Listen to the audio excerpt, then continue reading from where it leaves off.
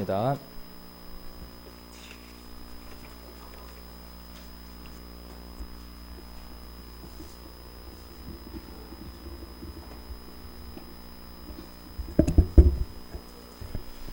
베드로전서 2장 9절 한 구절의 말씀만 같이 한번 읽도록 하겠습니다. 오직 너희는 택하신 족속이요 왕같은 제사장들이요 거룩한 나라요 그의 소유된 백성이니 이는 너희를 어두운 데서 불러내어 그의 기이한 빛에 들어가게 하신 자의 아름다운 덕을 선전하게 하려 하심이라. 아멘. 같이 기도드리겠습니다. 귀한 한 날을 저희들에게 허락해 주심을 감사를 드립니다. 호흡하는 것도 우리가 생각하고 의지하는 이 모든 것들도 우리 하나님께서 허락해 주시지 않으셨다면 생명과 호흡과 만물을 우리 인생들에게 주시지 아니하신다면 오늘 우리가 이곳에 없음을 잘 압니다. 우리에게 주어진 이 모든 것들에 늘 감사하며 하나님께 영광을 돌려드리는 귀한 저희들이 되게 도와주시기를 원합니다. 저희들이 이곳에 온 것도 하나님의 은혜이며 또 이곳에서 한 피바다 한 몸 이룬 귀한 성도가 되어져 하나님 나라를 소망하고 살아가는 것도 또한 하나님의 은혜인 줄로 압니다. 우리가 이렇게 남겨져 있는 생애를 사는 것은 내가 원하는 것과 내가 품고 싶은 것과 내가 세운 그 목표들을 달성하기 위해 남겨져 있는 시간들이 있는 것이 아니라 남겨져 있는 그 시간들 안에 오늘 말씀에 기록되어 있는 것처럼 하나님을 선전하고 그분의 광대하심과 그분이 우리에게 해 주신 일들이 무엇인가를 선전하는 일들을 우리에게 맡겨주셨고 또 그 사명을 다하게 하기 위해 우리에게 이렇게 호흡과 또 만물과 또 남겨져 있는 시간들이 우리들에게 주어져 있는 줄로 압니다. 우리는 시간들 속에서 이 일들과 하나님이 주신 사명들을 곧 잊어버리기 쉽고 또 자신의 일들에 묻혀져서 하나님의 일들을 우선순위 속에 밀려나는 삶들을 살기도 합니다. 우리에게 이렇게 때를 따라 모일 수 있는 시간들을 허락하신 것은 이 시간들을 통해서 우리의 목표와 우리의 삶의 의미가 무엇인가를 다시 한 번 더 확인하는 시간들을 갖게 하시기 위해 이 시간들이 있는 줄로 압니다. 오늘도 말씀을 통해서 우리가 누구이었으며 또 현재 하나님이 보실 때에 우리에는 어떠한 자인지 또 하나님께서 우리에게 어떠한 목적을 두고 우리를 지으셨는지를 다시 한 번 더 확인할 수 있는 시간들이 될 수 있도록 인도해 주셔서 지으심의 목적에 합당한 삶들을 살아가는 저희들 되게 이 한 시간 지켜주시고 또 말씀이 선포될 때에 심령 안에 우리 성도님들 심령 가운데에 하나님이 원하시는 뜻들이 다시 한 번 더 확인되어지고 또 주를 위해서 살아갈 수 있는 마음들로 다짐되어져서 돌아갈 수 있는 귀한 시간이 되게 도와주시기를 원합니다. 한 시간 함께 해 주실 것을 믿으면서 우리를 죄악 가운데서 구원해 주신 고마우신 예수님 이름 받들어 기도드립니다. 아멘.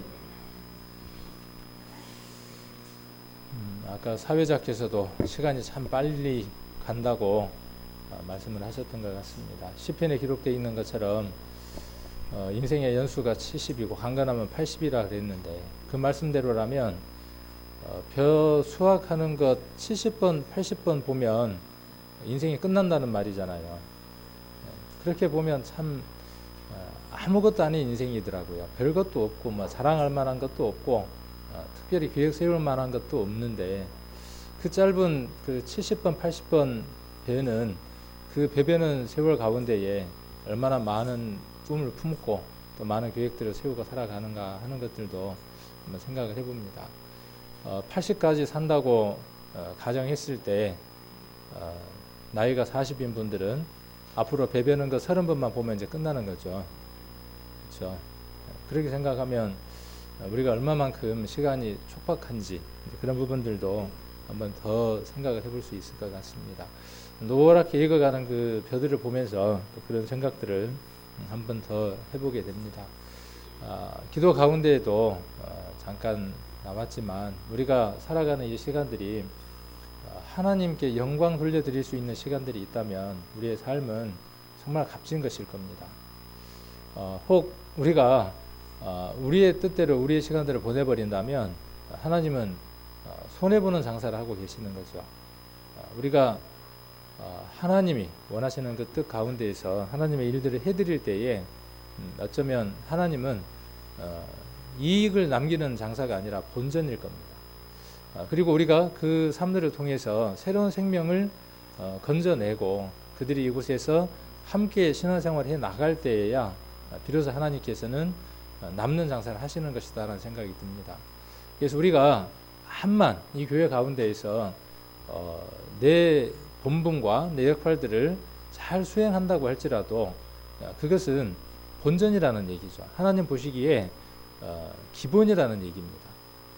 우리 뭐 술집에 가도 기본이 있잖아요. 안 가봐서 잘 모르는데 그 뭐 바라든지 그런 데 가면 앞에다 그렇게 적어놨더라고요. 기본 얼마 그렇게 적어놨더라고요. 들어가면 최소한 뭐는 먹어야 된다는 얘기예요. 기본은 먹어야 된다는 얘기잖아요. 우리 신앙생활도 마찬가지입니다. 오랜만에 오셨습니다. 그래서 자, 이따가 이제 회포는 푸시고, 그래서 우리의 신앙생활이 한만 잘한다고 할지라도 최선을 다해서 하나님께 드리는 물질이라든지 또 예배에 참석하는 것이라든지 또 성도가 서로 화목하는 일이라든지 이 모든 일들을 다 잘 감당한다고 해도 하나님 보시기에 그것은 뭐냐 하면 잘한 것이 아니라 기본이라는 사실이죠. 그러면 우리가 그 일들을 하지 못한다는 것은 기본도 못한다는 얘기가 되는 거죠. 그래서 이제 그런 부분들을 한 몇 번에 걸쳐서 우리가 교제를 좀 나눠보고 싶어서 역할이라고 하는 그런 제목들로 지금 말씀을 지금 살펴보고 있습니다. 그래서 사람이 사람 구실을 잘 못하거나 사람 노릇을 못할 때 우리는 뭐라고 손가락질 하느냐 하면 인두껍을 썼다 뭐 이렇게 이야기를 하잖아요. 사람 껍질은 썼지만 속에는 야수 같은 짐승 같은 그 본성대로 향할 때 우리가 그렇게 말을 하기도 합니다. 적어도 우리 그리스도인들이 세상을 살아가면서 사람하고 관계 속에서도 그래서 뭐 애경사라든지 그런 모든 면에서도 우리 그리스도인들은 허물이 있어서는 안 되겠다. 부족한 면이 있어서는 안 되겠다는 생각들도 한번 해봅니다. 교회 안에서도 마찬가지고 또 밖으로도 마찬가지겠다는 생각을 합니다. 그래서 작든 뭐 크든 그 형편에 맞춰서 그런 부분들도 우리가 해야 되겠다는 생각들을 한번 해보게 됩니다. 그래서 지난번 우리가 이제 지금 진흥난 모친 우리 또 이제 그 상을 당했잖아요. 그래서 그날 저희가 이제 다녀와서 그 막차 얘기도 하고 했습니다. 그래서 그 영혼이 마지막 가족들이 간절하게 또 말하고 외쳤던 그 예수 그리스도를 심령 안에 품고 화면으로 마지막 숨을 거두셨다면 막사 타신 것이죠. 그 강도처럼 당신의 나라에 임할 때 나를 기억해달라고 하는 그 고백이 심령 안에 있었다면 우리는 알 길은 없죠. 우리가 그렇게 확신할 만한 일들은 없었지만 그러나 그분이 몇 번의 그 만남들을 통해서 변화되어지는 것들을 보았을 때 2주 전에 보았을 때에 그리스도를 밀어냈던 그 모습과 2주 후에 만났을 때에 예수님을 얘기했을 때 마음 가운데에 또 그 표정들 가운데에서 그 예수님에 대해서 말하는 것을 거부하지 않는 그것을 보았을 때에 우리는 마지막 막사를 타신 분이다라고 또 생각을 해보고 또 그렇게 우리가 또 위로를 받아볼 수도 있었던 것 같습니다. 그래서 한편으로는 좀 늦었다라는 생각도 들지만 또 한편으로는 참 다행이다는 그런 마음들을 우리가 한번 가져보기도 합니다. 그것들이 다 어떤 일들의 연장선들이냐 하면 우리가 해야 할 일들의 연장선들이라는 거죠. 그 역할들의 연장선이라는 거죠. 이것도 우리가 다 하지 못했을 때 우리의 신앙생활도 문제가 되어지지만 주변에 있는 사람들의 그 영원한 생명까지도 문제가 되어진다는 것입니다. 그래서 우리가 우리 역할들을 잘 해줘야 된다는 사실이죠. 목사는 목사로서의 그 역할, 그리고 교회 직임을 맡은 사람들은 그 직임으로서의 역할들, 그리고 또 우리 성도님들은 그 성도로서의 역할, 주어진 직임들, 성도에게 주어진 일들이 있습니다. 그 일들이 무엇인가를 알고 그 일들을 비가 오나 눈이 오나 바람이 부나 어떠한 형편이 되든지 간에 내 형편에 맞춰서 그 일을 하는 것이 아니라 하나님이 정해준 그 원칙대로 일을 해야 하는 것이 성도가 해야 할 역할이라는 사실이죠. 이런 부분들을 우리가 망각해버리고 우선순위가 바뀌는 겁니다. 그래서 목사가 가정일을 우선으로 한다. 아버지의 그 노릇을 먼저 하려고 하고 교회에서의 목사의 역할을 우선으로 하려고 하지 않는다. 그러면 어떤 문제가 생기느냐 하면 어느 한쪽은 충족시키겠지만 어느 한쪽은 문제가 되어지죠. 그래서 모든 일에 있어서는 반드시 우선순위가 있다는 겁니다. 성도에게 있어서 수요일, 금요일, 주일 늘 말씀드리는 거지만 반복되는 말씀이지만 예배에 참석하는 이 일은 해도 되고 안 해도 되고 그런 차원의 일이 아니라는 거죠. 율법적인 차원의 것도 아니라는 것이죠. 구원을 받지 못한 사람들은 그 행위와 자기의 그 횟수를 통해서 만족을 얻고 하나님에게 가까이 간 느낌들을 받지만 우리는 그분이 우리를 사랑해 주신 것만큼의 표현이 뭐냐 하면 우리 삶의 표현들입니다. 내게 여러 가지 일들이 있다고 할지라도 내가 성도라고 하는 그 역할, 아버지라고 하는 그 역할 때문에 비가 오나 바람이 부나 그 아버지의 역할을 하죠. 지난번에 우리 찬양 예배 때에 그런 얘기를 했었죠. 가장 아름다운 단어, 세상에서 가장 아름다운 단어 뭐였죠? 엄마. 누가 들어도 그 말은 정말 포근함이 밀려오고 사랑이 밀려오는 그 단어죠. 근데 그 단어 가운데에 순위 가운데에 어머니라는 단어, 마더라는 단어가 1위고 파더라는 단어는요. 아버지라는 단어는 순위에 없었대죠. 참 너무 서글픈 일인 것 같아요. 정말 아침에 나가서 저녁에 들어올 때까지 각각의 그 환경 가운데에서 정말 그 세상 말로 여기 이만큼 나올 만큼 그렇게 일을 하는데 그렇게 해서 가정이 돌아가게 하는데 뭐 때문인지는 모르겠지만 아마 그 좀 잘못된 조사인 것 같아요.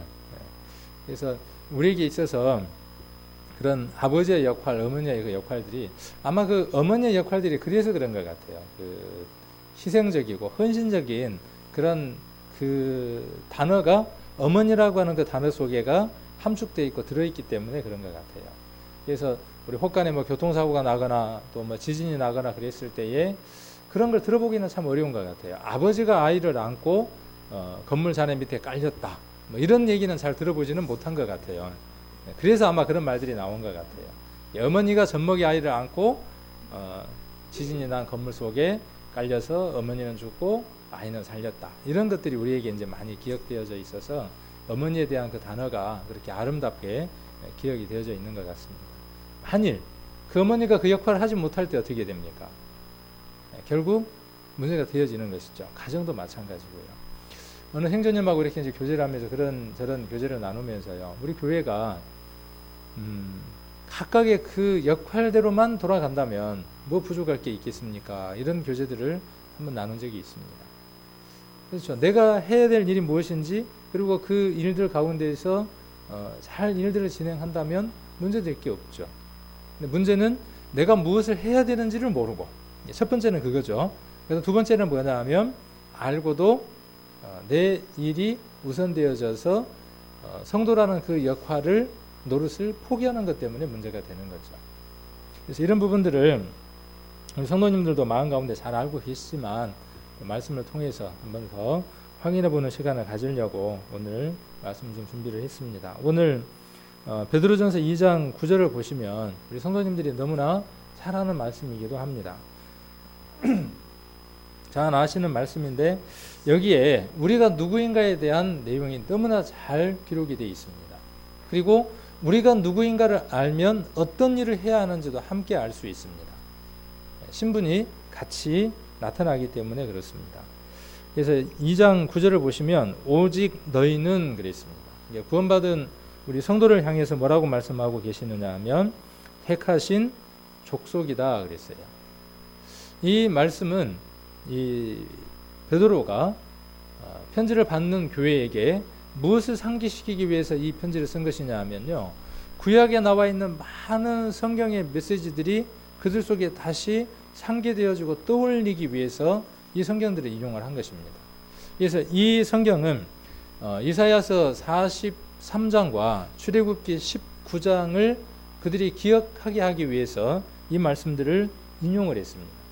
그래서 이제 시간이 나시면 한번 이사야서 43장 그리고 출애굽기 19장을 한번 읽어보시면, 또 자세하게 한번 읽어보시면 좋을 것 같습니다.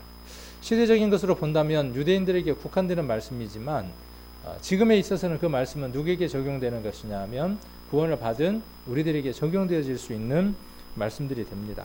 그래서 그 말씀들을 정리해서 함축해서 이곳에다가 싣고 있습니다. 그래서 오직 너희는 택하신 족속이다 그랬어요. 이 족속이라는 말은 무슨 뜻이냐면요, 혈통을 이어받았다 그런 뜻입니다. 핏줄을 이어받았다 그 말이에요. 유대인들은요, 유대인들에게 있어서 아브라함의 하나님, 이삭의 하나님, 야곱의 하나님, 그리고 우리의 조상이 모세였다고 하는 이것은요, 무엇을 뜻하는 거냐 하면, 무엇을 받았다는 것이냐 하면 그 피를 받았다는 거예요. 아브라함의 피를 받았고 이삭의 피를 받았고 야곱의 피를 물려받았다는 거예요. 그러니까 우리의 혈통이 누구의 혈통이라는 것이냐 하면 아브라함의 혈통이고 야곱의 혈통이라는 거예요. 그들에게 있어서 야곱하는 이 이름은 아주 중요한 이름이죠. 그들에게 무엇이 이루어질 수 있도록 해주는 첫 조상이 되어졌냐 하면 나라를 이룰 수 있도록, 족속을 이룰 수 있도록 해준 인물이 누구냐 하면 아브라함이며 이삭이며 야곱이죠. 그리고 야곱의 이름을 후에 무엇으로 바꿨습니까? 이스라엘로 바꿨던 것도 우리가 기억을 하고 있을 겁니다. 그것이 구약에 머물러 있는 것이 아니라 지금 베드로전서에서는 뭔 얘기를 하느냐 하면 그것이 구약의 사건인 줄로 아느냐? 아니다는 것이죠. 그것이 구약의 사건이 아니라 지금 우리 시대에 반복되는 일이다, 그렇게 이야기를 합니다. 여기 잡으시고 이사야서 43장 한번 찾겠습니다.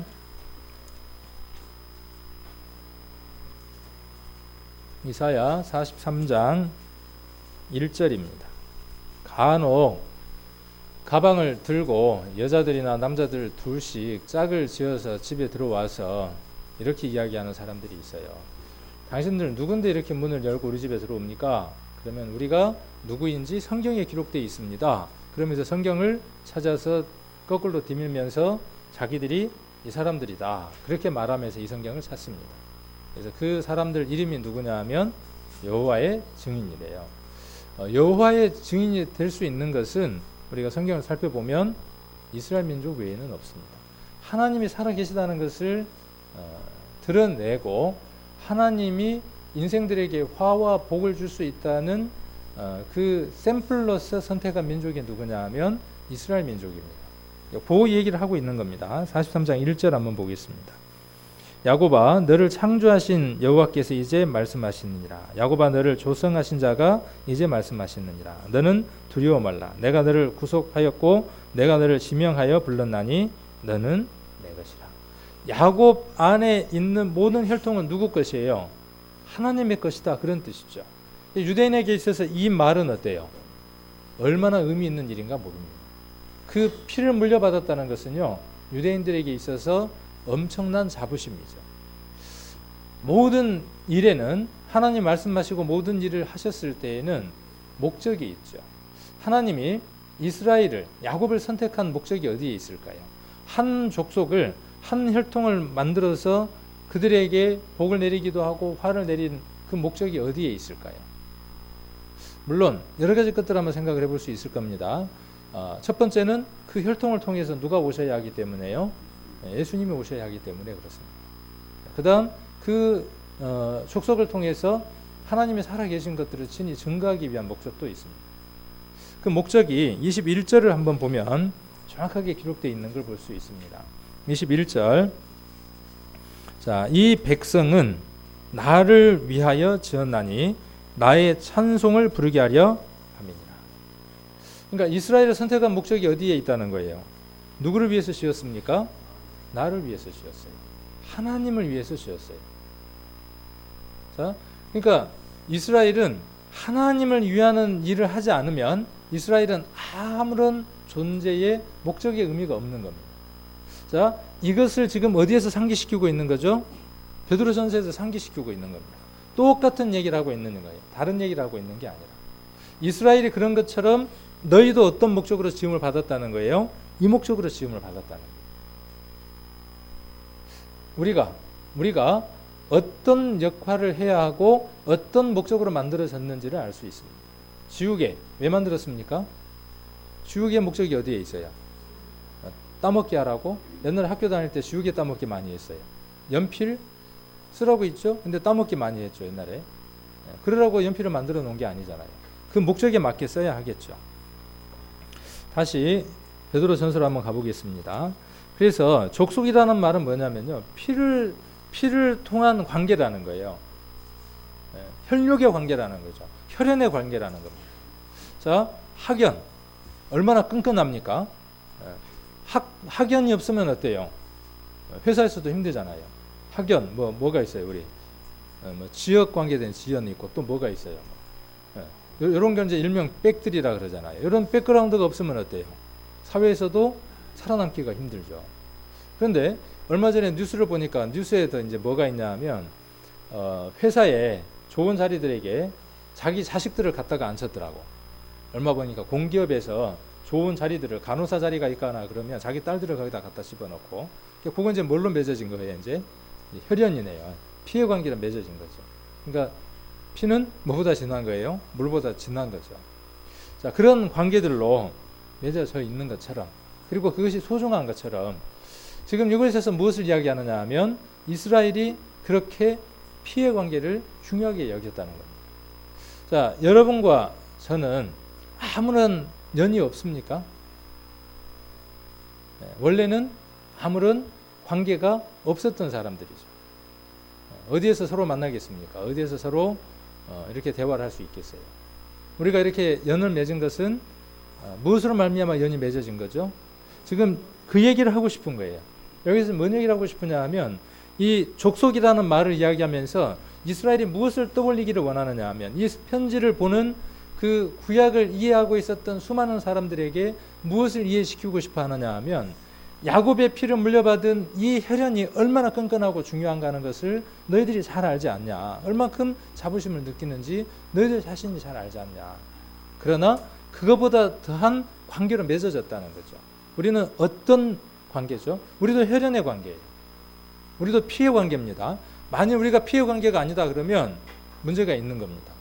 우리는 어떤 피를 받았냐 하면 예수 그리스도의 피를 받았습니다. 세상에 속하지 아니한 다른 피를 받았습니다. 그래서 전도 집회 때 그런 물음을 많이 하죠. 사람의 혈액형이 바뀔 수 있다 없다. 잘 들었던 분은 잘 알죠. 자, 사람의 혈액형이 A형이었는데 B형으로 바뀔 수 있다. 있다가 1번, 없다가 2번, 3번이 모르겠다, 4번이 얼른 집에 가자. 들었던 분들은 잘 아시죠? 혈액형이 바뀔 수 있다는 것들도 지금에서는 이제 상식이죠. 그래서 우리가 피를 결정짓는 그곳을 공장을 바꿔주면 혈액형도 바뀔 수 있다는 거죠. 그런 이제 의학적 영역에 대해서 우리가 이제 자세히는 알 수도 없고 또 몰라도 되지만 하여튼 혈액형이 바뀔 수 있다는 겁니다. 그런데 우리 피가 예전의 피를 갖고 있으면 우리는 어디를 가느냐 하면 영원한 불못 속으로 가는 겁니다. 죄는 무엇을 통해서 유전되느냐 하면 피를 통해서 유전되기 때문에 그렇죠. 그래서 아담의 피를 물려받은 사람은 어디로 갈 수밖에 없냐 하면 영원한 지옥으로 던져질 수밖에 없습니다. 우리는 누구의 피를 받았냐 하면 예수 그리스도의 피를 수혈받은 사람이죠. 그래서 예수 그리스도의 피가 우리 속에 돌 때에 우리는 예수의 심장을 가진 사람으로서의 삶을 사는 겁니다. 예수의 피가 한 번 들어온 것과 예수의 피가 들어와서 온몸을 거쳐서 심장을 통해서 박동하고 있다는 이 의미는 조금 다를 수 있습니다. 유대인들에게 히브리서에는 이렇게 표현하고 있습니다. 하나님 나라의 것을 맛보고라고 이렇게 표현했습니다. 내세 능력을 맛보고 이렇게 표현되어 있습니다. 어쩌면 예수 그리스도의 피가 어떤 것인지 살짝 맛본 사람도 있을 수 있어요.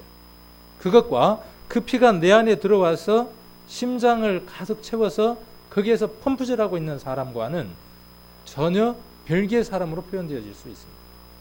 우리는 어떤 사람이라고 이것을 표현하고 있느냐 하면 택하신 족속이라고 표현하고 있습니다. 야곱을 택해서 그 후에 혈연 관계로 유대인이라고 하는 사람들이 만들어져 있는 것처럼, 그 족속이 만들어져 있는 것처럼 우리는 누구가 택해져서요? 예수 그리스도가 창세 이전에 선택되어져서 우리가 어디에게 붙음으로 말미암아 예수 그리스도의 피를 받음으로 말미암아 누구의 족속이 됐느냐 하면 예수 그리스도의 피를 받은 아주 특별한 족속이 되어졌습니다. 그러면 여러분 안에 어떤 피가 돌아야 하느냐 하면 예수의 피가 돌아야죠. 그리고 예수의 심장을 가진 사람으로서의 삶을 살아야 되는 거죠. 자, 그래서 그런 족속이라고 이야기를 하고 있고, 그 다음 왕 같은 뭐라고 되어 있습니까? 제사장들이래요.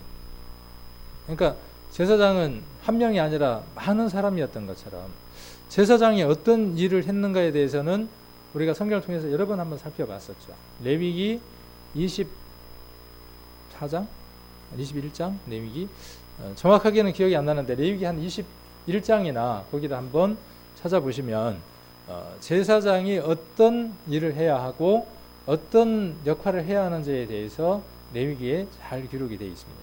오늘 숙제가 좀 많네요. 이사야서 43장도 한번 읽어봐야 되고 출애굽기 19장도 한번 읽어봐야 되고 레위기 21장쯤 되는 것 같아요. 거기도 한번 읽어봐야 될 것 같고, 그래야 이 교훈을 더 많이 얻을 수 있을 것 같으니까. 그래서 제사장은 제사장인데 어떤 제사장이라고요? 왕 같은 제사장. 이 표현은 이런 표현입니다. 왕이면서 제사장이다, 그런 표현이에요. 제사장이면서 왕이다, 그런 표현도 되고 똑같은 표현이에요. 왕이면서 제사장, 제사장이면서 왕이라는 표현입니다. 자, 우리가 왕이래요. 맞습니까? 여러분 왕이 맞습니까?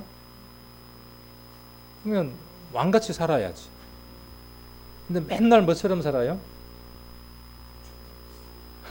거지처럼 살아, 거지. 왕은 부족한 게 있어요, 없어요? 왕은 부족한 게 없어요. 그런데 늘 부족해. 그러니까 거머리에게 두 딸이 있어 다고다고 한다는 것처럼 늘 부족해서 딸랑딸랑 달라고 해요. 왕은 그렇지가 않죠. 자, 우리가 어떻게 해서 왕이 됐습니까? 자, 로마서에 보면 우리가 어떻게 왕이 되어졌는지에 대해서 기록을 하고 있습니다. 여기 잡으시고 로마서 5장을 한번 보겠습니다. 로마서 5장 17절입니다. 로마서 5장 17절.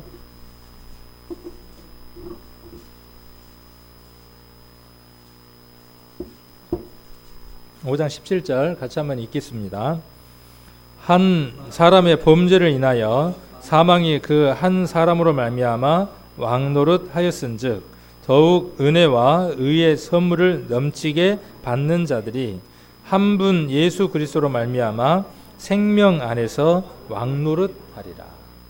세상 것으로 왕노릇 하는 게 아니라 영원한 생명 안에서 왕노릇 하는 사람이 누구냐 하면 여러분과 저라는 사실입니다.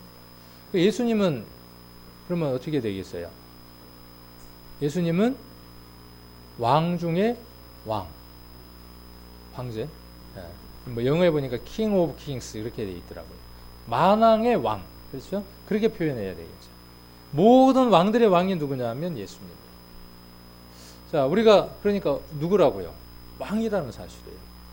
그러니까요, 왕이라는 이 사실을 인정을 못하고 믿음의 눈으로 받아들이지 못하니까 늘 사는 게 어떠냐 하면 어깨가 쭉 처져가고 그러고 사는 거예요.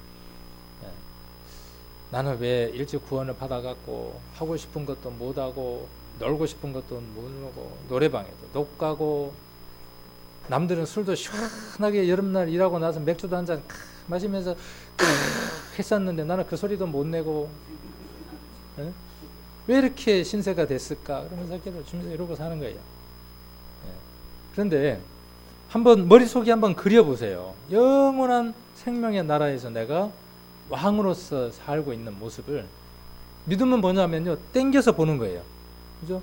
멀리 있는 아직 이루어지지 않는 일을 내 마음 가운데에 땡겨서 보는 것이 믿음이잖아요. 그것을 보는 사람과 보지 않는 사람은요, 하늘하고 땅의 차이로 사는 겁니다. 까마귀와 비둘기와 같은 삶을 사는 겁니다.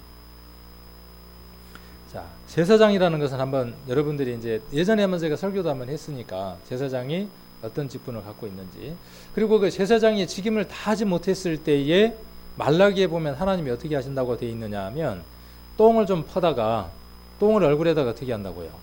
잔뜩 좀 발라주신다고 말씀도 하셨어요.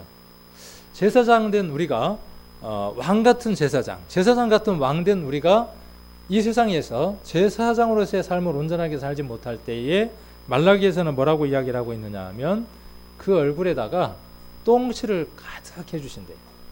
실제로 그렇습니다. 우리 그리스도인들이 그리스도인다운 삶을 살지 못하면요, 하나님이 우리에게 똥칠하는 것은 말할 것도 없지만 세상 사람들이 어떻게 하느냐 하면 우리 얼굴에다가요 그냥 밟아버립니다. 아무것도 아닌 것처럼 취급을 당합니다. 그리스도인들이 그리스도인다운 삶을 살 때야, 그때서야 비로소 하나님이 영광을 받으신다는 사실이죠. 자, 그래서 제사장이다 그랬고, 왕이니까 그 다음에 이제 뭐가 있겠어요? 왕이니까 그 다음 뭐가 있겠습니까? 뒤에 베드로전서 2장 9절로 갑니다. 왕이니까 그 다음 뭐가 있겠어요? 나라가 있어야 다스림도 있을 거 아니에요. 근데 나라는 나라인데 어떤 나라예요? 거룩한 나라예요. 나라가 형성이 되려면 몇 가지의 구성 요소들이 있다며요. 학교 다닐 때 배우잖아요. 뭐 3가지, 영토가 있어야 되고, 주권이 있어야 하고, 국민이 있어야 하고, 뭐 이런 것들 배웠잖아요. 그런 것처럼 똑같습니다. 하나님의 나라가 형성되기 위해서는 그곳에 누가 계셔야 돼요? 왕이 있어야죠. 저는 이 말씀을 이렇게 한번 묵상을 해보다가요, 이런 생각들 한번 해봤어요. 하나님의 나라는 어떤 곳일까? 성경 통해서 쭉 찾다가 묘사를 하고 표현을 해보려고 막 하다가 어떻게 표현을 하면 이것을 이해하기 쉽게 많은 설명을 안 하고 이해시킬 수 있을까? 근데 의외로 쉬운 답이 있더라고요. 거룩한 나라, 하나님의 나라는 어떤 곳이냐 하면, 하나님이 계신 곳이 어떤 곳이에요? 하나님이 계신 그곳이 어떤 곳이냐 하면 하나님의 나라예요. 그냥 다른 걸로 표현을 안 해도 되더라고요. 그분이 거기 계시면 뭐예요? 그곳이 거룩한 곳이에요. 그곳이 하나님의 나라예요. 그 위에 건 생각하지 않아도 되더라고요. 뭐 거기에 생명수의 강이 흐르고 이런 부분들은 우리를 이해를 시키기 위한 부분들이니까. 자, 그런데 성경을 우리는 너무나 잘 알고 있죠. 근데 그분이 어디에 계신다고 성경은 기록하고 있습니까? 자, 건물 안에 있습니까? 어디에 계셔요? 여기 계시잖아요. 그러면 거룩한 나라가 어디라는 사실이에요? 내가. 그분을 모시고 계시는 내 자신이 뭐라는 것이냐 하면 거룩한 나라라는 거죠. 그러니까 이게 지금 뭐예요? 이게 천국이라고요. 다른 표현으로. 여러분 한 분 한 분들이 천국이라고요. 그분이 통치하고 다스리고 이끌어가는 나라가 되면 거기가 천국인 겁니다. 문제는 어디에 있습니까? 그분이 이 나라를 통치하지 못하니까 갈등이 생기고 나라가 왕성해지지 못하는 거죠. 여러분 안에, 이미 여러분에게 천국은 죽어서 가는 게 아니라 여러분이 천국인 겁니다. 그리고 여러분이 죽을 때 어디로 옮겨지는 거냐 하면 영원한 하나님 나라로 그 하나님이 여러분을 옮겨가는 겁니다. 죽을 때 천국을 가는 것이 아니라, 많은 사람들은 그런 소망을 갖고 살아갑니다. 구원받은 교회도 혹 그런 소망 가운데 삽니다. 죽으면 천국 갈 거야. 죽어야 천국 가지. 천국은 따놓은 당상이야. 천국과 내가 분리되어 있는 것으로 생각합니다. 실은 여러분의 삶 전체가 뭐예요? 천국이에요. 천국을 맛보고 살아가는 겁니다. 사단은 그걸 허용하겠어요, 안 하겠어요? 우리가 죽기 전까지는 그걸 허용을 안 합니다. 우리의 삶들 가운데에서 그의 나라가, 거룩한 나라가 이루어져 가는 것을 회방하고자 하는 자가 사단입니다. 그래서 우리 심령 안에다가 계속 무엇을 집어넣느냐 하면 가라지도 심고 불편한 것들을 계속 심습니다. 뽑는 건 누가 뽑아야 돼요? 뽑는 건 누가 뽑아야 돼요? 사단이 던져놓고 가면 때로는 내가 심기도 하지만 내 욕심 때문에 내가 심기도 해요. 그러나 또 사단이 넣어놓고 가기도 해요. 그러면 뽑는 건 누가 뽑아야 돼요? 하나님이 뽑으셔야 돼요? 누가 뽑아야 돼요? 죄의 소원은 내게 있으나 너는 죄를 다스릴지니라. 가인에게 하나님이 이렇게 말씀하셨죠. 자, 죄의 소원은 우리에게 있어요. 그 죄의 소원이 누가 넣는 것이냐 하면 사단이 넣는 것입니다. 우리는 끊임없이 그 죄의 소원 가운데 살아갑니다. 자, 그것을 컨트롤하고 통제할 수 있는 능력이 우리에게 있다 없다. 복음이 뭐냐면 그걸 이야기하는 거예요. 예전에는 할 수 있어요 없어요? 없어요. 내가 해보려고 하니까 실패했어요. 그러나 이제는 복음이 무엇을 이야기하는 거예요? 주권 되시는 그 하나님이 내게 오셔서 그 죄의 소원을 다스릴 수 있는 힘이 내게 있다는 거예요. 꺼내서 쓰지 않으면서 자꾸 뭐라고 이야기를 해요? 이걸 어떻게든 이겨야 될 텐데, 이겨야 될 텐데. 꺼내서 쓰지 않는 거죠. 그 나라를 확장시키지 않는 겁니다. 하나님이 허락하신 젖과 꿀이 흐르는 가나안 땅 들어갔더니 만사 형통이었습니까? 구원받고 나면 모든 것들이 다 끝납니까? 똑같은 비유로 이야기할 수 있습니다. 그곳에는 가나안을 지배하고 있었던 강한 7 족속이 있는 것처럼 우리 안에도 똑같이 우리를 지배하고 있는 옛 습성들 7가지 것들이 우리를 강하게 지배를 하고 있습니다. 어떻게 해야 합니까? 하나님이 일하실 수 있도록 그의 나라가 거룩하여질 수 있도록 전쟁을 치르는 일들을 해가야죠. 그러려면 말씀이 필요하고 협업이 필요하고 교제가 필요하고 도움들이 필요한 거죠. 이게 우리가 해야 할 일들 가운데에 가장 중요한 일들입니다. 자, 그 다음 또 보면 베드로전서 2장 9절에 그의 소유된 백성이다 그랬어요.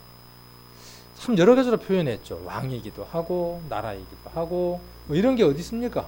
우리는 이런 거예요. 우리는 이런 게 어디 있습니까? 그랬지만 이 세상 가운데 이런 것들은 없지만 이런 것이 누구냐 하면 바로 우리들이라는 사실이죠. 자, 그의 소유된 백성이다 그랬어요. 소유물을 삼으려면요, 어떤 걸 소유로 삼으려면 어떤 과정이 필요합니까? 그렇죠. 대가를 필요해야죠. 우리를 하나님의 무엇으로 삼으셨다고요? 백성으로 삼았어요. 소유된 백성으로 삼으셨어요. 우리를 백성으로 삼으시려면 무엇이 필요했겠어요? 소유하시려면 무엇이 필요하냐 하면 값을 치러야 돼요. 그래서 피를 흘릴 수 있는 육신을 입고 이 세상에 오셔서 죽기까지 십자가에서 매달려 죽으셨던 그 값을 치르셨어요. 그 값으로 여러분을 뭘로? 하나님의 나라의 백성으로 삼으셨다고 이야기를 합니다. 우리가 일반적으로 알고 있는 내용에 대해서 이제 이야기를 하고 있는 것이죠. 이렇게 한 목적이 어디에 있다고요? 저를 보면 안 되고 성경에 답이 있으니까. 이렇게 한 목적이 어디에 있어요? 자, 여기 보니까 택하신 족속이고 왕같은 제사장들이고 거룩한 나라고 그의 소유된 백성이에요.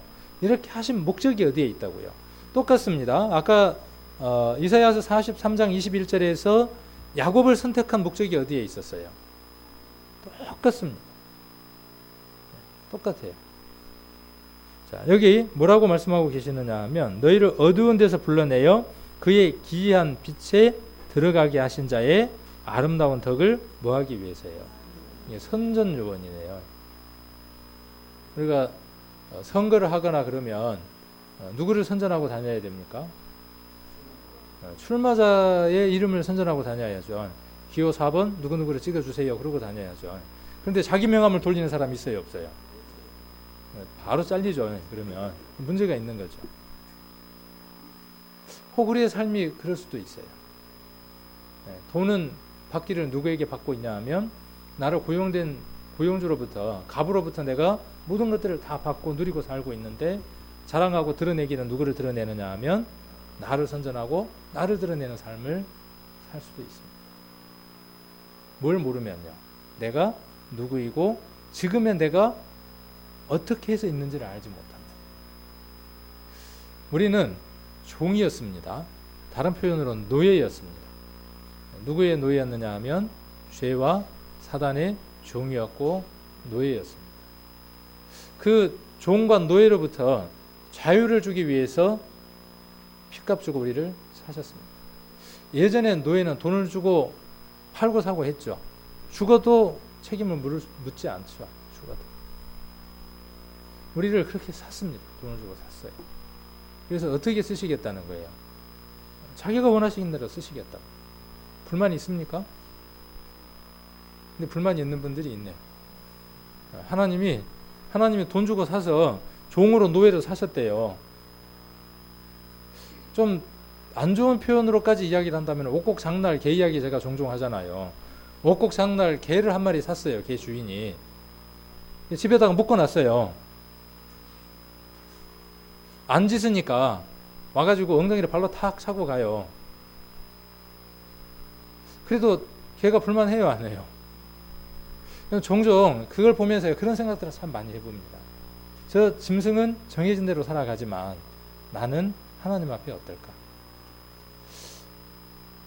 그래서 그 짐승 같은 그 본성을 가진 개 같은, 그렇게 표현하니까 좀 어감이 안 좋네요.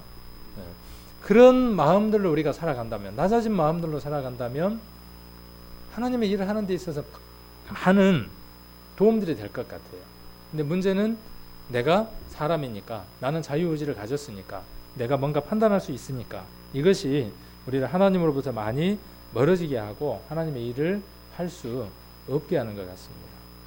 그래서 우리를 만드신 목적은 분명하게 명시되어 있다는 거죠. 에베소서를 한번 보겠습니다. 에베소서 2장입니다.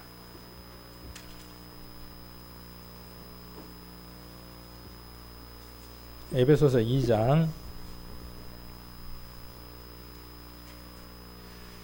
지금 수요일날은 에베소서를 배우고 있는데 지난주에 2장 10절에서 한번 배웠던 말씀이기도 합니다. 에베소서 2장 10절 같이 한번 읽겠습니다. 우리는 그의 만드신 바라 그리스도 예수 안에서 선한 일을 위하여 지으심을 받은 자니 이 일은 하나님이 전에 예비하사 우리로 그 가운데에서 행하게 하려 하심이니라. 아멘. 자, 우리는 하나님이 만드셨습니다. 이거에 대해서 누구도 부정할 사람이 없습니다. 그리고 새로운 피조물로 우리를 또 만드셨어요. 자, 그리고 그분이 말씀하시기를 무엇 때문에 우리를 만드셨다고 말씀하셨냐 하면 선한 일. 아까는 선전 요원이고 여기는 선한 일이라고 표현을 하고 있습니다. 그래서 우리를 만드신 목적은 우리로 그 가운데에서 행하게 하기 위해서 우리를 만드셨다 그랬어요. 그러니까 우리가 할 일이 이 일입니다. 다른 일이 아니라 큰 일이 맡겨져 있는 게 아니라 이 일이 맡겨져 있는 거예요. 갈라디아서 2장 20절에 고백이 우리의 고백인 것처럼 믿음 안에서 사는 것. 내가 그리스도와 함께 십자가에 못 박혔고 이제 내가 사는 것은 내가 사는 것이 아니라 내 안에 그리스도께서 사는 것이다. 이제 나머지 생애는 어떻게 사는 것이냐 하면 믿음 안에서 사는 겁니다. 어려운 게 아니라. 자, 2장 19절도 한번 보겠습니다. 2장 19절. 자, 그러므로 이제부터 너희가 외인도 아니요 손도 아니요 오직 선도들과 동일한 시민이요 하나님의 권속이라 그랬죠. 자, 여러분은 외인이 아니래요. 외인은 바깥 사람을 이야기하죠. 손은 뭐예요? 손. 요 손요? 네, 손님. 그런데 교회를 오면 손님들이 많죠. 어떤 게 손님이죠? 어떤 게 손님이냐면요, 손 놓고 있는 게 손님이에요. 그래서 손님이에요. 제가 만든 말이에요. 또 그래 어디 뭐 또 인터넷에 찾아보시면 안 돼요. 네. 손 놓고 있는 그분이 손님이에요. 그렇죠. 말이 되죠. 네. 말 그대로 뭐냐면 손과 발이 있는데 앉아서 대접을 받는 사람이 누구냐면 손님. 그러니까 우리에게 맡겨진 일은 뭐예요? 그러니까 손님이 아니니까 일하는 사람이죠. 우리가 뭐 마르다와 마르다 얘기도 한번 성경을 통해서 배웠지만 어느 시점이 되면 섬김을 받았던 상황에서 성장하면 섬기는 자가 되어서야죠. 어느 때까지 젖 먹고 어느 때까지 보살핌을 받을 수는 없죠. 우리 교회 가운데, 우리 교회 안에는 대부분 나이들이, 구원의 연수들이 많은 분들이죠. 10년, 20년 그 이상의 구원의 연수들을 가진 분들이죠. 그래서 우리가 해야 될 일들이 뭐냐면요, 섬김입니다. 다른 게 아니라. 자, 그래서 외인도 아니고 손도 아니고 권속이다. 식구다 그 말이에요. 식구. 여러분과 저는 한 식구입니다. 한 식구라는 말은 또 무슨 뜻이에요? 식구. 밥을 같이 안 먹으면 식구가 아닙니다. 예. 그래서 교회에서는 꼭 밥을 같이 먹고 가야 돼요. 예. 그 밥도 먹어야 되고 뭔 밥도 먹어야 되냐면 이 말씀의 밥도 함께 먹어야죠. 식구라는 말은 그런 뜻이에요. 그러니까 밥도 같이 먹고 같이 뒹굴고 같이 갈등하고 고민하는 그게 뭐냐면 식구예요. 식구는 그렇게 치고받고 싸워도 떨어질 수 있어요, 없어요? 호적에서 팔 수 있어요, 없어요? 아따 막내 아들 정말 속을 새겨. 저놈의 새끼 호적에서 파불어야지. 호적에서 팠어. 그럼 막내 아들이 아니에요? 막내 아들 아니에요? 막내 아들이에요, 그래도. 우리도 똑같아요. 교회 안에 이런저런 일들이 많이 있습니다. 갈등도 생기고 뒤로 돌아서서 아이고 저 사람 왜 그런지 모르겠다. 막 치열하게 변론도 벌이고 싸우고 합니다. 그러나 우리들 마음 안에는 무엇이 있습니까? 내 형제고 내 자매고 내 식구라는 마음들이 있죠. 자, 이런 것들이 우리의 마음들이기도 합니다.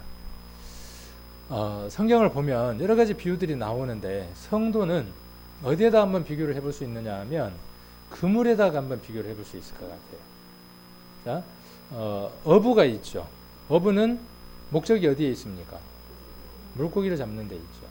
그래서 성경에는 뭐 여러 가지로 우리를 표현을 했어요. 뭐 신부, 그 다음에 뭐 아들, 뭐 여러 가지로 표현을 했습니다. 그래서 어부로 표현이 되어질 수도 있고 그물로 표현되어질 수도 있습니다. 목적은 어디에 있느냐 하면 뭘 하는 데 있죠? 마가복음 1장을 한번 보겠습니다. 마가복음 1장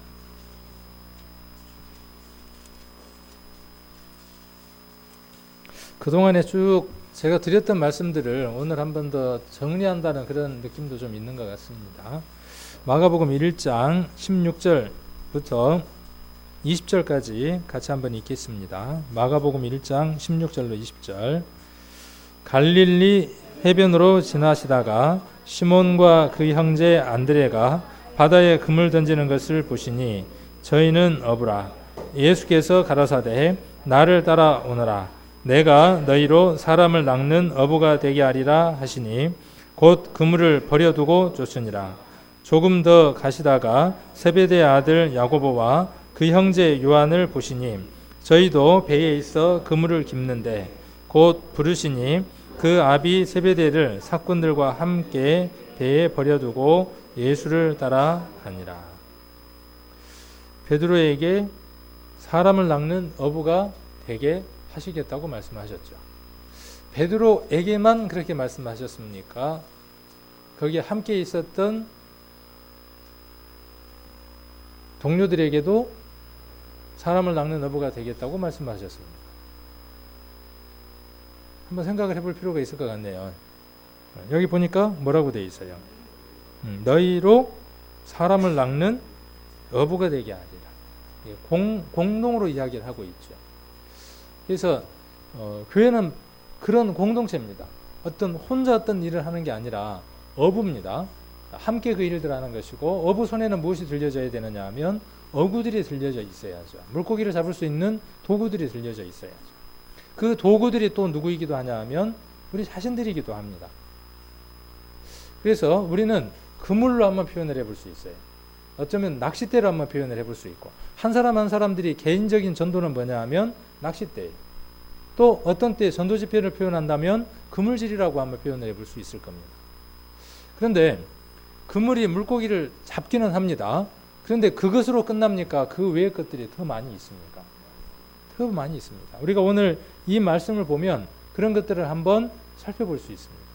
그러니까 뭐가 있냐 하면 그물을 던지는 자도 있죠. 그죠? 16절에 보시면 누가 있냐 하면 그물을 던지는 자가 있어요. 내리는 자가 있어야 되겠죠. 그 다음 또 어떤 자가 있습니까? 19절에 보시면 또 어떤 자가 있어요? 그물을 깁는 자도 있어요. 그래야 되겠죠? 자, 그러니까 먼저 무엇이 이루어져야 되느냐 하면요. 그물이 온전해야 되죠. 그 다음에 황금어장을 찾아가서 내려야 되죠. 그러니까 지금 제가 교회 안에서 하고 싶은 것은 해야 하는 일은 우리 교회가 가장 우선으로 이루어져야 되는 일은 무엇이라고 보는 것이냐 하면 그물이 짱짱하게 물고기가 빠져나가지 않도록 서로 연결되어지는 그 일들이 우선적으로 필요하다는 생각을 먼저 합니다. 그 일들이 가장 우선이라고 생각합니다. 그 일들이 되기 위해서는 우리 성도님들이 주일이고 수요일이고 예배 가운데 참석을 해줘야 됩니다. 지난번에 그렇게 말씀을 드렸잖아요. 우리가 주일날 예배가 끝나고 나면 집으로 바로들 가시는데 그렇게 하지 마시고 우리가 정해진 대로 해별 교제를 합시다. 이렇게 이야기를 했습니다. 그런데 끝나자마자 각각 가버리면 어떻게 되겠어요? 각각 가버리면 이제 그때 뭔 일이 벌어지는 거냐면 그물들이 어떻게 되는 거예요? 몇 조각씩 찢어지는 거예요. 그러면 그 사이에 모여 있어야 되는 물고기는 어떻게 돼요? 이제 빠져나가는 거예요. 그런 일들이 우리에게 종종 있었죠. 앞으로도 있을 수 있습니다. 그래서 우선 우리가 해야 될 일이 뭐냐 하면 주일 하루만큼은 또 수요일, 금요일 그 시간만큼은 다른 시간도 물론 주님 위해서 드려야 되겠지만 그 시간만큼은 모든 일에 있어서 우선하자는 거죠. 빨간 신호등을 걸고 모든 차들이 멈추자는 거죠. 그리고 뭐 하자는 거예요? 그날만큼은 무엇 하자는 거예요? 주의 일을 하는 날이 되어져 보자는 거죠. 자, 그리고 그 그물들이 찢어졌을 때에 깁는 사람도 있어야 되겠죠. 이제 그 일들이 교회 가운데 누구예요? 직분자예요. 그러니까 오늘은 우리 성도님들이 할 일들에 대해서 포괄적으로 이제 이야기를 해드렸으니까 다음에는 깁는 사람들이 이제 어떤 일을 해야 되는지에 대한 얘기들도 한번 포괄적으로 이야기해 볼 수 있는 시간들이 있겠죠. 구체적으로 이야기하기가 참 뭐하더라고요. 11조 부지런히 하십시오. 그렇게 말하기도 어렵고 예배에 빠지지 말고 주일 성수를 하십시오. 그렇게 말하기도 참 어렵고 많은 가지의 수들이 있잖아요. 주님을 섬기는 데 있어서 우리가 해야 될 역할들이 많은 가지의 것들이 있습니다. 어떤 것들을 정해준다면 10가지 것들을 정해줬다면 10가지에서 제한돼서 끝나겠죠. 그러나 여러분들이 누구인지 스스로 안다면 여러분들이 무엇을 해야 할지에 대한 가지수들을 만들어낼 겁니다. 제가 10가지를 정해준다면 10가지에 제한되겠지만 여러분 안에 내가 누구인지를 안다면 여러분들은 수만 가지의 일들을 할 수 있는 사람들로 하나님 앞에 서 있을 수 있을 겁니다. 그래서 여러분들이 이런 부분들을 한번 더 생각을 해보셨으면 합니다. 누가복음 5장도 한번 보겠습니다. 누가복음 5장 2절입니다.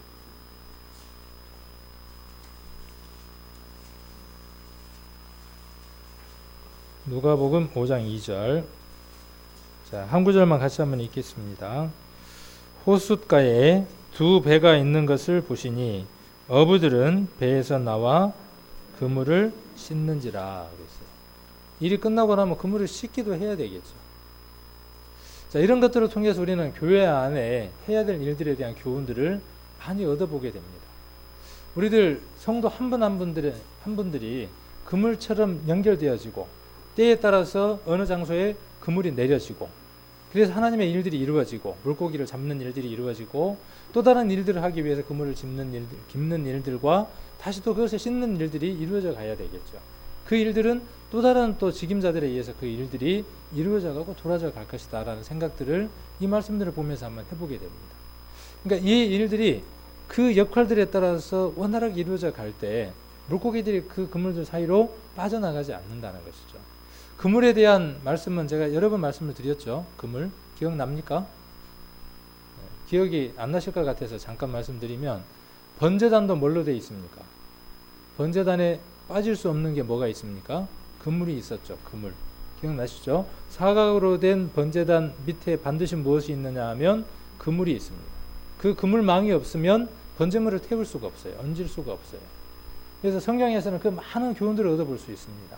특히 열왕기상 7장에 보면 솔로몬 성전에 대한 내용이 나오는데 또 그것도 숙제로 남겨둬야 되겠네요. 시간이 없으니까. 거기에 보면 성전 안으로 들어갈 때 낭실 좌우에가 두 기둥이 서 있습니다. 하나의 기둥은 야긴, 하나의 기둥은 보아스.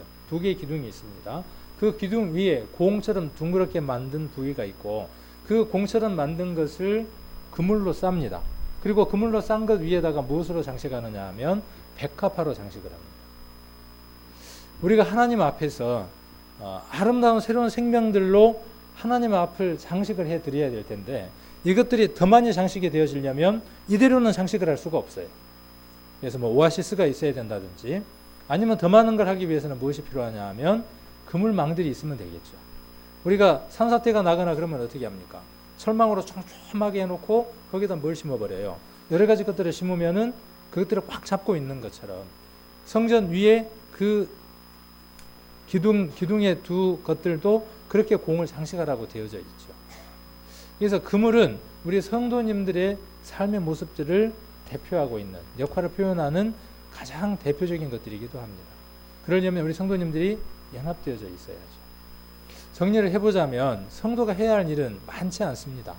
어려운 것이 아닙니다. 복잡한 것도 아닙니다. 딱 두 가지 일입니다. 길게 뭐 여러 가지 것들을 두고 이야기를 했지만 정리를 하면 딱 두 가지. 십계명이 이야기하는 게 뭐죠? 자, 율법 13가지가 이야기하는 게 뭐예요?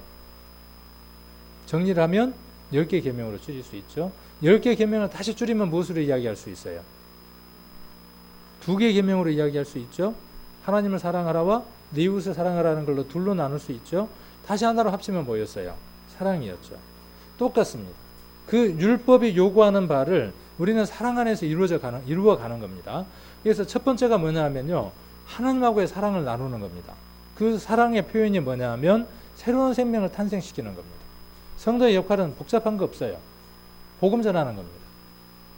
돌려서 많은 표현을 했지만 직설적으로 이야기한다면 성도 노릇하는 것은 뭐냐 하면 복음을 전하는 자가 성도 역할을 잘하고 있는 겁니다. 그것이 하나님을 사랑하고 있는 사람의 모습입니다.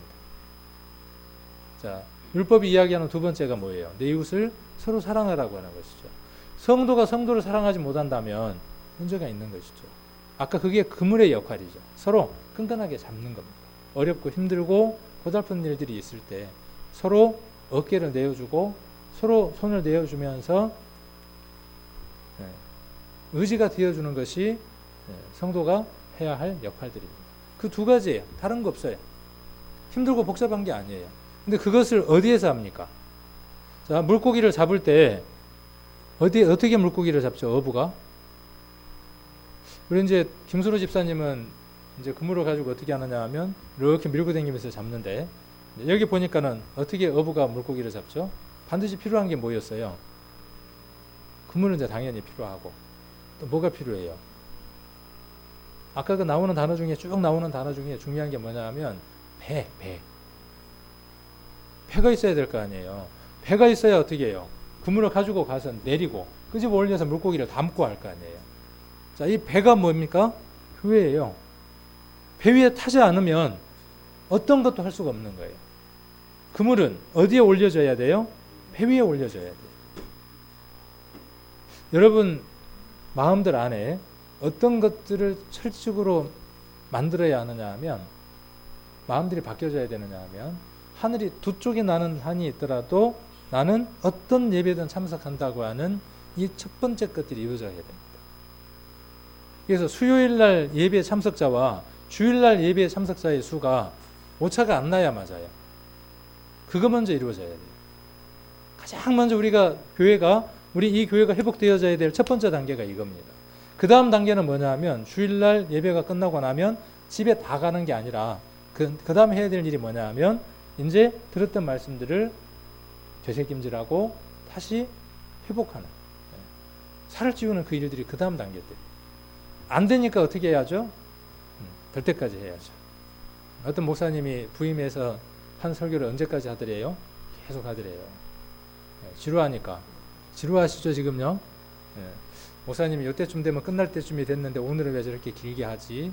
오늘 만찬식도 있는데 속으로는 그렇게 생각하고 있는 분도 있죠. 딱 들켰죠. 근데 매번 하는 얘기만 계속 해봐요.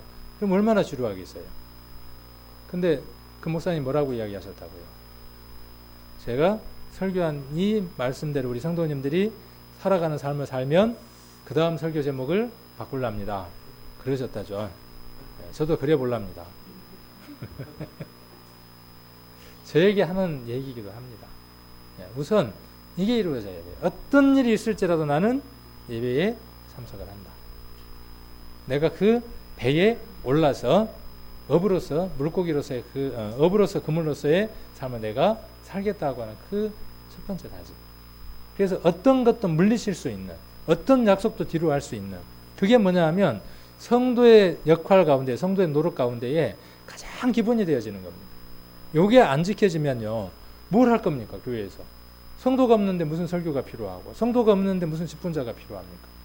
그물이 없는데 깁는 자가 필요하겠습니까? 씻는 게 필요하겠습니까? 어떤 것도 필요치 않죠. 우선 이 일이 되어져야 되죠. 이 일이 되어지기 위해서 우리 성도님들의 도움이 필요합니다. 어떤 도움이 필요하냐 하면 빈자리들이 보이는 그 그물들을 여러분들이 좀 챙겨달라는 거예요. 오늘 직선적으로 이야기를 할게요. 여러분의 도움이 필요하다고. 여러분들이 그분들을 좀 챙겨달라고요. 전화도 좀 하고, 저도 할 테니까, 저도 하고, 직임을 맡은 분들도 할 테니까 여러분들도 좀 어떻게 해달라는 거예요. 전화 좀 하고 챙기고 해서 그 그물들이, 내 옆에 있는 그 그물들이 어떻게 되도록요, 코가 빠지지 않도록, 그 빈자리들을 보이잖아요. 오늘 이렇게 직선적으로까지 이야기를 했습니다. 여러분들에게 도움을 좀 구한다고까지 얘기를 했어요. 오늘 안 나온 성도님들 보입니까? 옆에 누가 빠졌나요?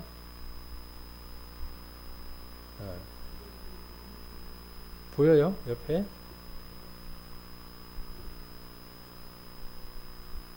마음 가운데 전화를 해보고 싶은 마음도 있습니까? 한번 해보게요. 그래서 그분들이 우리로부터 나를 식구로 여기는구나 라고 느낄 수 있도록, 나는 외인이구나, 나는 손이구나, 나는 아웃사이더구나, 그분들이 그렇게 느껴지지 않도록 한번 해보게요. 자, 그 일을 하는 사람이 누가 되어져야 되느냐 하면 교회 가운데 직임자가 되어져야 됩니다. 그 일을 하기 위해서 직임자를 뽑는 게 아니라 그 일을 하고 있는 사람, 그 일에 의해서 어떤 사람이 세워지고 그분에 의해서 멘토로 생각되어지는 사람, 그 사람이 직임자가 되어져야죠. 그런 교회가 되어져야죠. 그 일들이 여러분들의 일들이에요.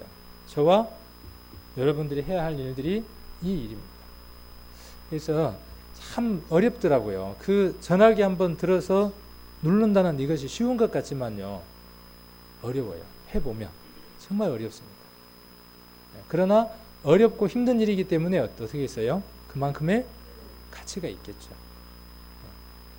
그래서 큰 것 아닙니다. 먼저는 아까 말씀드렸던 것처럼 그 일들 한번 해보게요. 예배에 충실하게 참석하는 것, 그 다음에 빠진 성도들 한번 챙겨보는 것. 현실적인 문제들이죠. 이 일들이 우리가 해야 할 가장 큰 일 가운데에 한 가지라는 것 잊지 않으셨으면 좋겠습니다. 오늘은 만찬예식에 대한 말씀 같이 보도록 하겠습니다.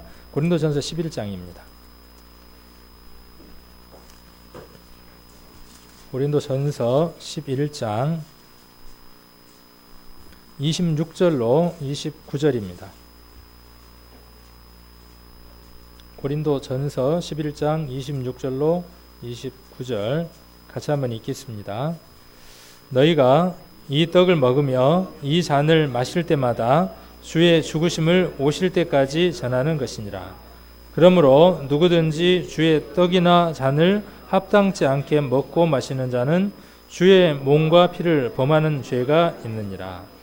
사람이 자기를 살피고 그 후에야 이 떡을 먹고 이 잔을 마실지니 주의 몸을 분별치 못하고 먹고 마시는 자는 자기의 죄를 먹고 마시는 거니라. 이 말씀을 이렇게 쭉 들으면서 뭔 생각이 떠올라요? 양심 가운데 있는 사람은 내가 그동안에 한 달 동안 내 마음대로 세상을 살았는데, 아까 이야기했던 것처럼 뭐 이런저런 일들도 많이 했는데 그 생각을 먼저 할 것 같아요. 근데 이것도 본문의 말씀을 읽어보면 조금 거리가 초점이 다른 것 같아요. 여기서 뭘 돌아보라고 이야기를 합니까? 여기서 지금 돌아보라고 하는 그 초점이 어디에 있어요? 어떻게 살았냐? 착하게 살았냐? 선하게 살았냐?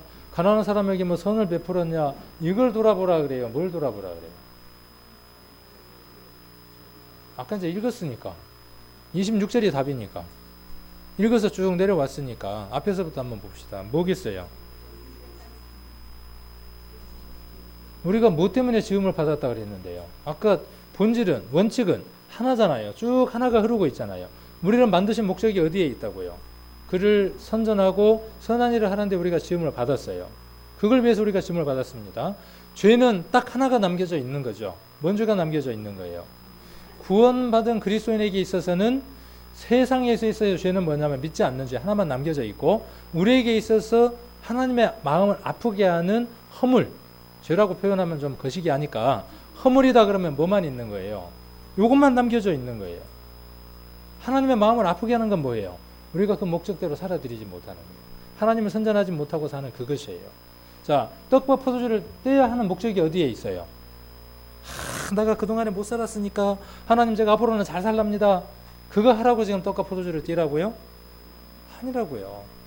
내가 왜 지원받았는가에 대한 그 목적을 알지 못하고 시간들을 보냈으니까 제가 그 목적을 지금 확인했고 알고 있습니다.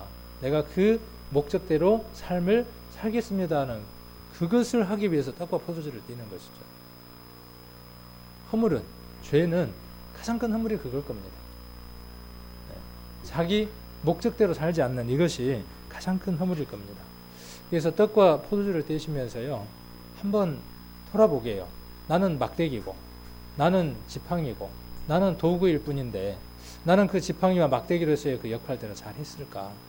나는 나팔이고 나는 하나의 도구인데 나팔이 울어야 할 때 내가 울었는지 한번 돌아보는 겁니다. 내 삶들 때문에 우선순위가 바뀌어져서 다른 것들을 해버리는 시간들이 많지 않았는지 돌아보는 겁니다. 그거 돌아보라 그 말이에요. 다른 거 돌아보라는 게 아니라. 그게 돌아봐지면 우리의 삶들도 함께 정리되어져 갑니다. 삶을 정리해서 복음을 전하는 게 아니라 복음을 전하는 삶들을 추구하고 살아가면, 그것을 목적으로 하면 부수적으로 오는 게 뭐냐 하면 우리 삶의 정결과 깨끗함이 함께 온다는 사실입니다. 오늘 떡과 포도주가 우리 성도님들에게 그런 능력이 되시기를 원합니다. 이 떡과 포도주는 한 식구라는 간증이기도 합니다.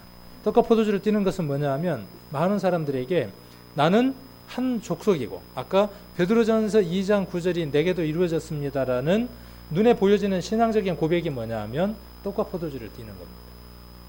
그래서 그런 고백들이 여러분들에게 서로 있기를 원하고, 또 그렇게 주님을 위해서 살아가는 그런 모습들이 될 수 있도록 하나님 앞에 내 자신을 내어놓는 그런 귀한 삶을 사시기를 원합니다. 기도드리고 만찬 드리도록 하겠습니다. 기도드리겠습니다. 우리가 하나님 나라의 소유된 백성이 또 왕같은 제사장이 될 수도 없는 나라 밖의 사람이었고 외인이었던 사람들이었습니다. 하나님께서 그리스도 안에서 우리를 부르셔서 그의 나라의 귀한 제사장으로, 왕으로, 백성으로, 나라로 삼아주셨습니다. 우리를 이렇게 부르신 목적이 분명히 있는 것을 압니다. 하나님을 선전하고 하나님께서 하신 일이 무엇인지 우리의 입으로 증거하기 위해서 우리가 부르심을 받았고 지음을 받았습니다. 우리에게 남겨져 있는 시간들도 그것 때문에 남겨져 있습니다.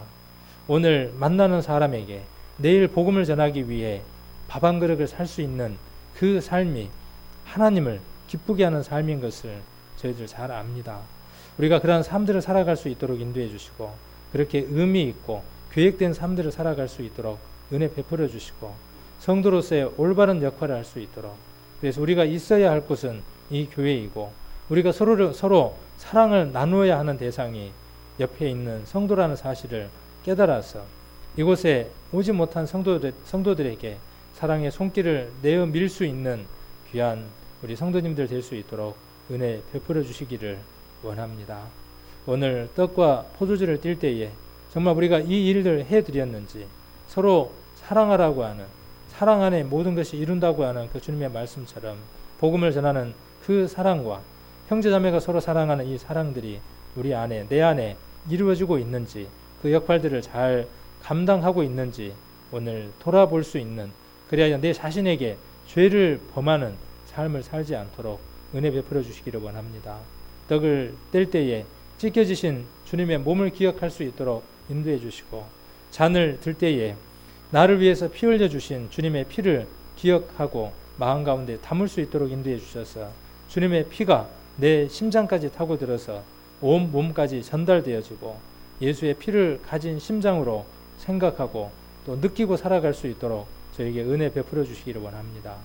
오늘 우리에게 주신 시간들 감사를 드리며 우리를 영원한 죄악 가운데에서 건져주신 고마우신 예수님 이름 받들어 기도드립니다. 아멘.